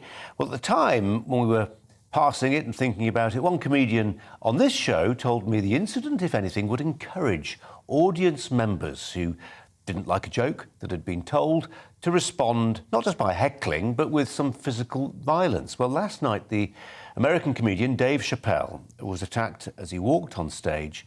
This happened at the Hollywood Bowl in Los Angeles, an audience member tackling him to the ground. About an hour and a half ago, it was announced that a man had been arrested on suspicion of assault with a deadly weapon. Sources say he was armed with a replica gun that could eject a knife. Let's turn to the stand-up comedian Patrick Monaghan, who joins me to reflect on this. Patrick, welcome to you. I think it was Leo Kearse who was with me after the Chris Rock, Will Smith incident. And for some people, I suspect it probably seemed a bit far-fetched that a precedent had been set that other people would follow, but it maybe seems less far-fetched now. Hi, Colin. Yeah, I mean, it's getting more surreal as the day goes on. I mean, it's almost like, as a comedian, when you write sketches or routines, you think, how far can I push this without the audience thinking, yeah, this is now. And I think we've almost got to that stage where, people don't realise, look, as a comedian, our first aim or goal is to entertain that audience. We're there for you, as in to make your experience pleasurable. And, this is 2022. If you don't like what someone says, you can switch off. You don't have to go to the event. You don't have to go there. We're a live comedian. Go somewhere else that you want to enjoy it. And also, if you're not happy with what someone's saying or doing, using violence is only going to make more people turn against your point. You know what I mean? So the way that, this guy ran on at Dave Chappelle's concert last night, I mean, it's just insanity. I mean, I think people don't realise it's great being a comedian, but it is tough enough trying to remember the routines, what new stuff you want to put in, what you want to talk about. Oh. It's hard enough doing all of that without having then to work out how to dodge, duck, dive, and avoid, someone coming at you at 22 miles per hour trying to attack you. I mean, look, Colin, you're doing a great job as it is. Imagine how stressful that is. You've got all the information there, you've got your auto cue, you've got your sound piece, and then suddenly we're going to go, Colin, every 30 minutes I'm going to throw someone in the studio just to run at you. Yeah, do you know, I used to present what we call present in the field in certain locations. Yeah. You'd be sort of anchoring from somewhere, it could be somewhere in the UK, not necessarily somewhere abroad, and it's a completely different scenario. But, Patrick, have you seen it change over the years? Leo Kearse, when he was in, said, and he made exactly the point you made, that, of course, Will Smith, the honourable thing to do, the decent thing to do, would have... You've taken umbrage at a joke, a crack somebody's had, in this instance, about his wife. Yeah. The honourable thing to do is to turn to her and say, right, we're not sticking this, we're off. That's the honourable thing to do, rather than going and cracking someone. But have you seen in recent years a change in the tenor of the audience mood, such that if they don't like what you say now, it's not just a heckle, it's potentially a threat of something more substantial? Oh, yeah, definitely. I mean, I think it's a double-edged sword, because the way that we've moved forward now, it's not just with live, but also you've got social media. And I've seen where, look, back in the day, I remember it was so funny, clubs used to be more tougher. There was that sort of thing where if someone didn't like what you say, of course, they're going to just throw something at the stage, and I've seen that. I've been on stage late at night years ago when someone just threw a pint glass at you. And that was part of, I suppose that was part of the experience, and people said, well, you're a live comedian, you just got to get used to it. But do you really have to get used to the violence? Whereas now, I've noticed that you do get more threats, particularly as a comedian, but it's more online, which is, people will come on social media and might threaten you in some way, which, some people will say, actually, to be fair, it's that old sticks and stones and words will never hurt me sort of thing. So some people think, do you know what, it's actually better just to have your heckles and people online trying to abuse you with, writing, than actually what happened to Dave Chappelle last night, with actual physical violence. Yeah, at least if somebody's making a threat of violence in person, at least you can eyeball them, at least you know what they look like. When it's online, a threat of violence, it's that much more anonymous, and on one level, that's a bit more chilling. Patrick, we're going to leave it there, but really appreciate your time today and some important lessons for us all to think on. Patrick Monaghan. Michelle Dewberry's covering this story, along with much else besides, in the next hour or so, to reflect on that now. Michelle? What a fascinating world we live in, Colin, don't we? Literally, you cannot offend someone in this day and age. I don't actually believe that offence is something that's given. I think it's something that people choose to receive. And all of these goings on about getting up on stages and assaulting people or cancelling people or whatever it is, completely unacceptable if you ask me. So we'll be debating that. Of course, we'll be talking about the local elections happening tomorrow. You know, the circular conversation that we always seem to have about windfall tax on energy, we'll be looking again at that. And also the obesity crisis in the UK. Who is to blame? There's always somebody, isn't there, Colin? Today the focus has been on delivery firms. But hang on, what about personal responsibility when it comes to your weight? That's what I want to look at. Michelle, thanks very much indeed. Michael Portillo's alongside me today for today's show. Just a point about the Dave Chappelle comics facing more actual physical hostility on stage. Of course, we don't know that it was related to his comedy at all. We don't, thank you. I mean, this fellow may just be, I mustn't prejudge it, but, he may be a person with problems. And there are some people, evidently, who like the notoriety of committing crimes in public and assaulting public figures, so it may simply be that. However, if it is that, the Will Smith example was, of course, very unhelpful, because it may well be that this was put into his mind by seeing how much publicity was gained by doing something in the full glare of television cameras. So I wouldn't jump to the conclusion that it was someone objecting to what he said. I think people in the public sphere are in danger. We saw the murder of David Amos. You've referred to, reporters standing in the open and how the public sometimes reacts to them. There can be danger to people who are in a public situation, particularly if it's in the glare of publicity, particularly if television cameras are on. Yeah, and I think the smartphone, people actually recording them whilst you're on camera, has been one element that's changed that calculation. Michael Fenner, thanks very much indeed. We're going to turn to a story that Michael Portillo almost certainly has a view on. It's a positive one. It's easy to focus on the cost overruns or the delays, but news today of the opening later this month of London's latest and longest underground line, though actually most of it's overground. It's above all else a chance to celebrate British railway construction, the industry which supports it, whatever else it is, the Elizabeth Line. It's a thing of beauty, subterranean beauty in parts, and a triumph of unsung civil engineering and civil engineers, and one which reminds us of how much our country has pioneered technical solutions to really very difficult physical problems. Michael Portillo is alongside me, always happy. I'm presuming always happy to talk about railways. Pretty happy, yeah. Yeah. Happy by this one? Well, I was struck by what Mayor Khan said earlier, brand new trains. Of course, they're actually 4 or 5 years old because they were all ready to go in 2018. And one of the great mysteries is how they got to the point of thinking they were about to open, and then actually they had another 4 years' work to do. 4 years of testing? It can't be 4 years. They have done about 3 years of testing. Wow. They also hadn't completed the railway station, so it's amazing to think they thought they were about to open. But I will make one point about these trains, and it's very visible in the shot that was on a moment ago. They don't have any loos. So you're going to be travelling from Reading to Shenfield without that facility. And I think this is a rather extraordinary thing to have done. The other line that runs from Cambridge down to Brighton, for example, of course, has loos. And so on the one hand, we're being told this is not part of London Underground. This is on a completely different scale. On the other hand, the trains they put on are a bit like London Undergrounds because there is no relief on board. Yeah, that speaks to a wider problem. I mean, I know people, it's easy to scoff about this, but it's serious, isn't it? Particularly the older you get, It's a serious strategic decision. If I had a bet, they'll have to reverse it one day. Because if they are going to add in new lines, they won't be able to sustain a system where you don't have loos on board. Obviously, they've saved money by not having loos. I think it's going to prove to be a false economy. Just in terms of the engineering challenges they've got to surmount with a big line like this, a lot of it's actually overground, as you say, but we've got a massive cost overrun. It's very rare to have a massive work, a public work, where there isn't a cost overrun. But inevitably, people will look at this and say, crikey, lessons for HS2, where the budget's a lot bigger and therefore the overruns and the fact that the taxpayer's on the hook, well, even more.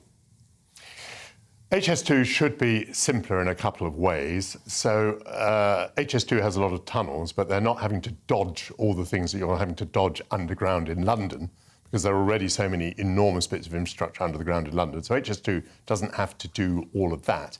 And HS2 is new from one end to the other. So all the systems are brand new and they're all the same system. One of the appalling things they've had here is that they've been trying to link up old systems, legacy systems as they're called, with a new system that's in the tunnel. And this apparently is vastly complicated. Michael, thanks very much indeed. The two top universities in the country. Oxford and Cambridge, they intend to reduce their private school intake. This is according to the Cambridge Vice-Chancellor. Professor Stephen Toop said Oxbridge wished to, quote, widen participation. But Barnaby Lennon, chairman of the Independent Schools Council, criticised the pitting of independent schools and state schools against each other. Cambridge is already changing, with state school intake jumping from 69 to 71% between 2019 and 2020. Could further arbitrary targets aiming to reshape elite education mean the best minds do not end up at the best institutions?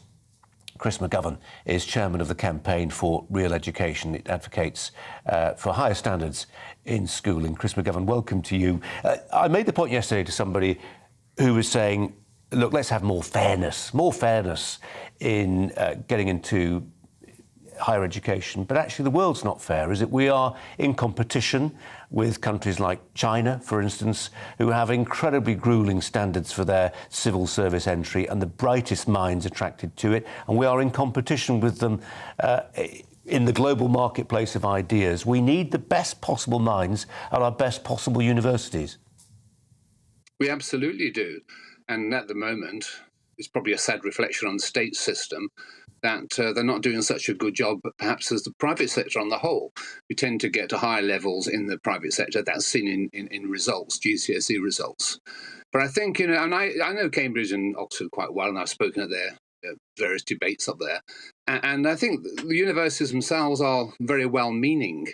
But there's a real problem here. I don't think they quite understand what they're doing, because there is an unfairness, if you want to look at it in those terms, but it's not between private schools and state schools. It's between the people who are in good state schools and those who aren't. I mean, the fact is, as Alan Milburn showed in his report a few years ago at the Social Mobility Commission, if you live in a poor area of the country, you're 27 times more likely to go to a failing school.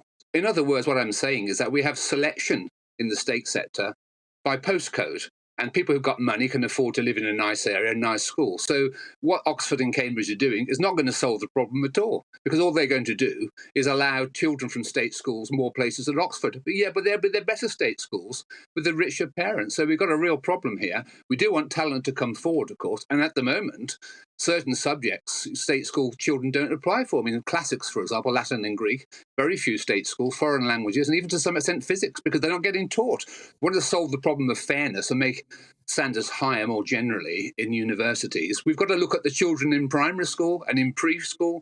We've got to get them up to a high standard. There's no way forward to say, well, we can't do that, so we're going to dumb down the examination system and we're going to give them easier ride into Oxford and Cambridge. No, we've got to raise the standards so that children in state schools are as good as children in private schools. And if you go back 50 years, when we had grammar schools mostly, then the grammar schools were producing 50% of the entrances to Oxford and Cambridge, and private schools were withering on the vine. Now we've got a comprehensive school system, a dumbed-down exam system, and we're not producing bright enough, able enough, well-taught enough students in the state sector, so we're going to make it easier for them. No, we should be raising the bar, and we should be making sure that children in the state sector are as good as, if not better than, children in the private sector. That's the problem. Chris McGovern, stay on the line. I've got Michael Portillo with me alongside me in the studio today for the last 10 minutes or thereabouts. I think you went to Cambridge? Yes, and a grammar school before that. And might it be the case that actually, if bright kids who happen to have been to independent schools don't now go to Oxbridge or go there in smaller numbers, might that just help wean us off our obsession with Oxford and Cambridge? It will make some of the other universities a bit stronger. I think the argument we just heard was absolutely brilliant. But let's start with the basic point, which is that we want the best minds to go to university. Now, I assume that the best minds are evenly spread throughout the population. So at the moment, we're kind of assuming that 30% of the best minds are in fee-paying schools, whereas fee-paying schools are much less than 30% of the school population. So 7%. 7%. So an illogical assumption is being made at the moment that that 30% of the best minds are concentrated in 7% of the population. So there clearly is a problem there.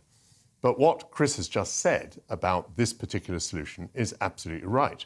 I mean, I went into Cambridge from a state school, so I can sort of raise that as a win. But there's no doubt at all that, the reason I did well at that state school was not only that I was in a good catchment area and that I had marvellous teachers, but also that I grew up in a house where my father was a university professor and my mother had a first-class degree from Oxford, and I grew up surrounded by books. Now, I think that was the greatest thing in my life. I grew up in a house that was full of books. How on earth do you get rid of that inequality? How do you raise everyone to the level of someone who grows up in a house surrounded by books? Well, because actually to do so is to embrace almost a sort of Maoist year zero mentality, isn't it? It is indeed. Chris McGovern, just back to you. Michael Portillo mentions grammar schools. He went to one.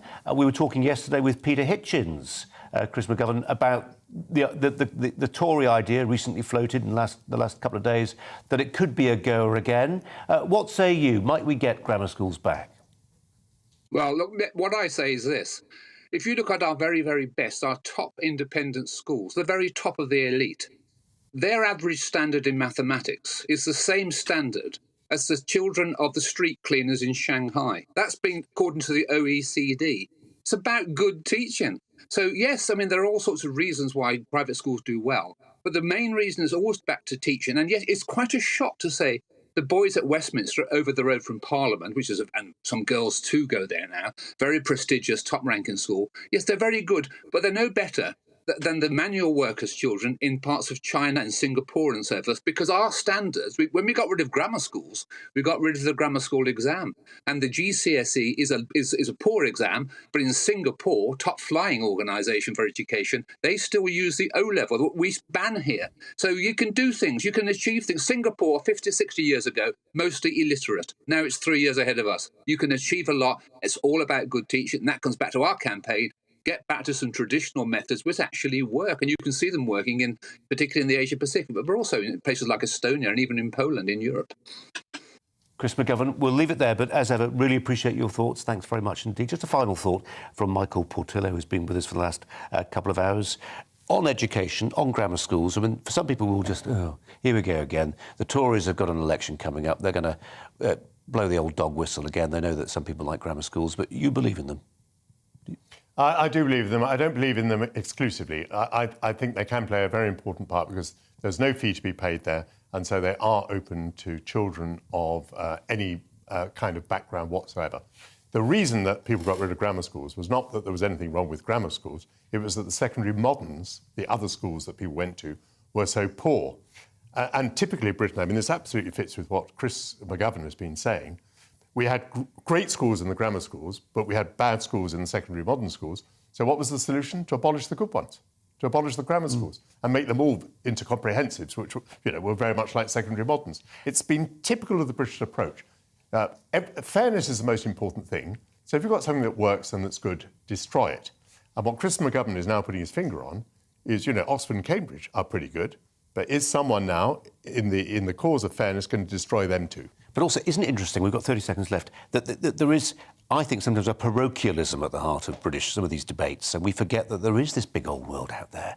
And we're not in competition with each other, we're in competition internally, we're in competition with all these other states who've got a different set of values, and they're hungry, they're really hungry for success, and they will push people to the nth degree.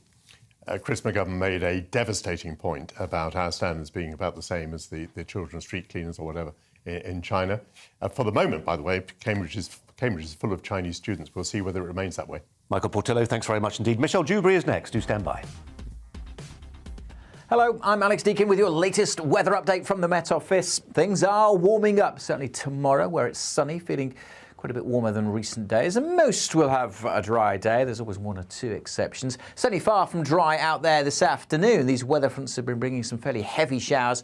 Behind that, high pressure is trying to build in, but these weather fronts will also be toppling into the far northwest. Before that, though, we've still got some pretty lively showers over parts of eastern England. Quite a lot of spray and surface water on the roads as those showers steadily fade away through the evening, so most places becoming dry. But that next set of weather fronts will bring some patchy rain to the Highlands, the Western Isles and the Northern Isles through the night.